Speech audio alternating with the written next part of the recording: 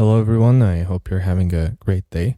So, lately, I've been researching the sound of these insane producers like Iglooghost and Galen Tipton. And what I've focused on is how their melodies and their organic sound, um, and what are the ways to achieve something at least a bit similar.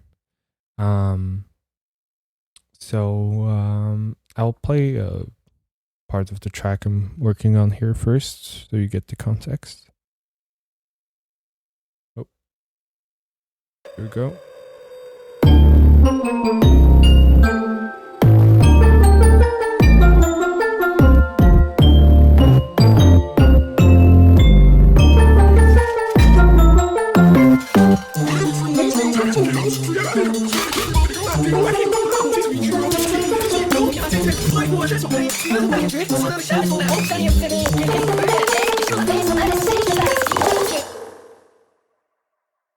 So you get the idea. What I want to focus on is this part here.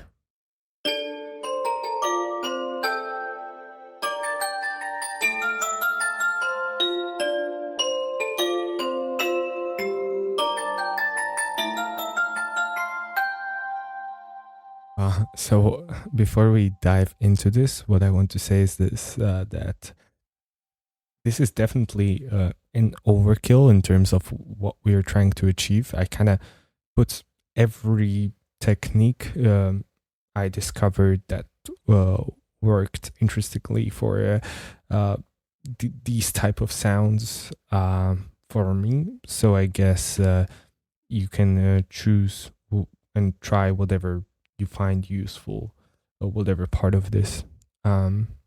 So the first thing we have here, which is an amazing device I use a lot, especially if I want to make MIDI notes that I draw in with my mouse feel more real.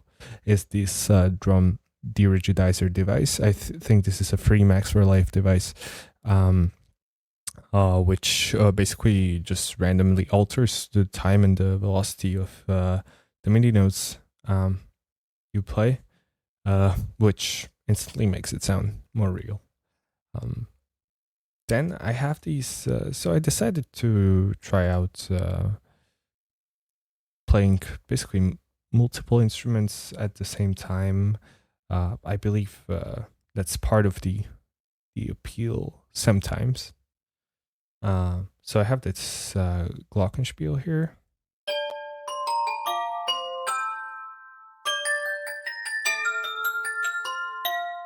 I think this is a stock Ableton device. And same goes for this droopy cave block.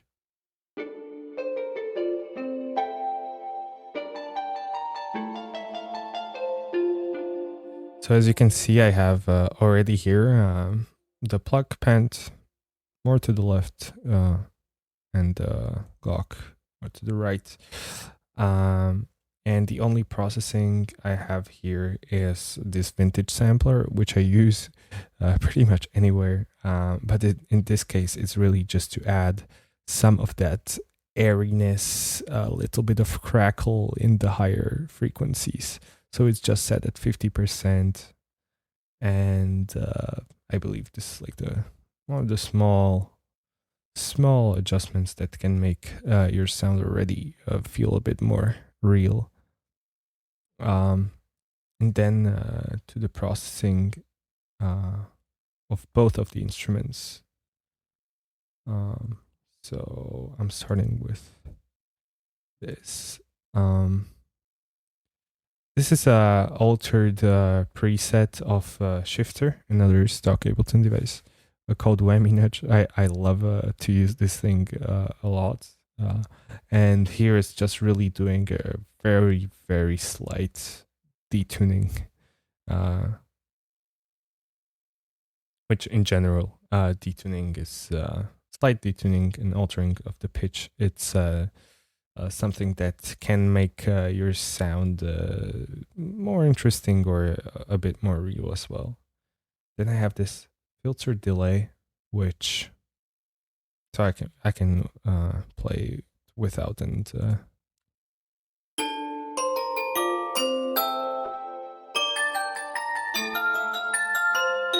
really slight alteration and a little bit of phasing. Then we have this delay, caustic filter delay, just to give the sound a bit more spaciness. And then we have this Haas delay, which is set to 100%. And this is basically just altering the time at which the left and the right track is playing. Gives it really a lot of, stereo sounds.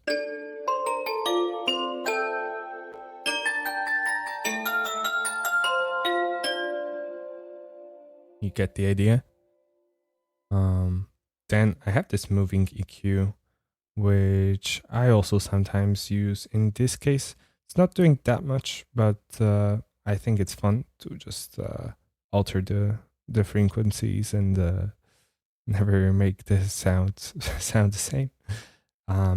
Here I'm using a device I love called LFO Strange Mod.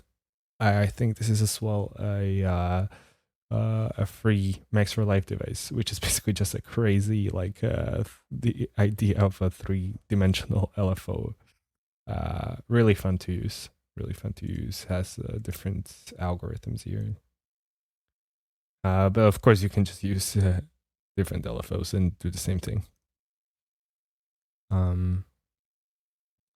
Then I really like using, especially on sounds like the glockenspiel, where you want the initial transient to hit and then to fade out a little. I love using compressors with higher attack and quicker release. So I believe that's a huge part of making it sound a bit more real, if you will.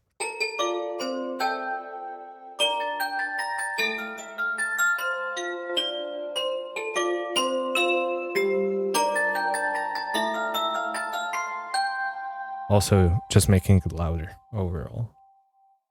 And then for the last part, again, overkill, I have 3 different or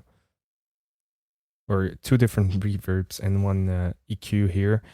So the Pro R is just a great tool for spatial sounding. I love to use it for like small reverbs that want to achieve this type of feeling of the being in the room with you, the sound being in the room with you. And here I'm just using the preset ambience for loops, which I think I may have altered a little bit. And if I did, it's just the space and the pre-delay. Really good tool.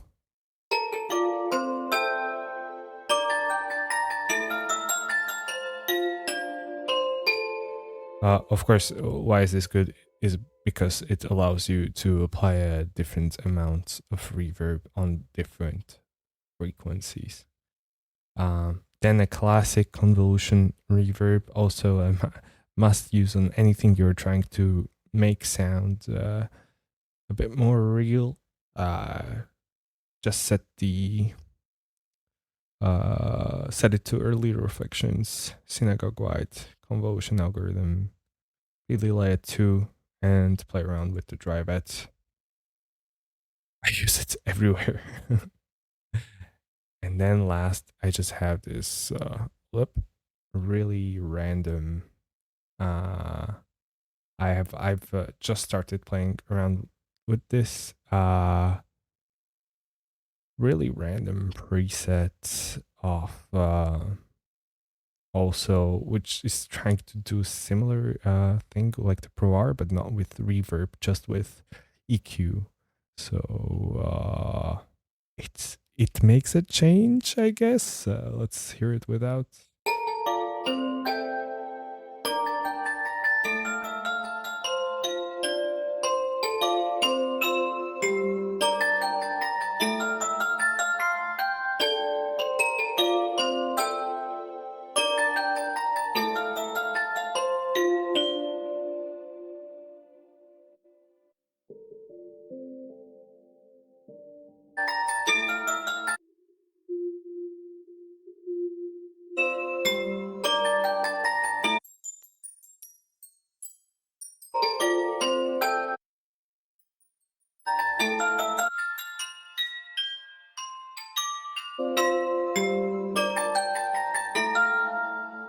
Again, not really sure what I'm doing there, but it did make it sound better. So that's what I'm using. If anyone knows how to recreate these in with stock Ableton devices, could be helpful to someone watching.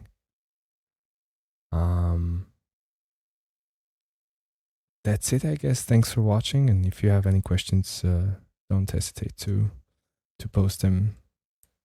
And I'll see you next time. Bye.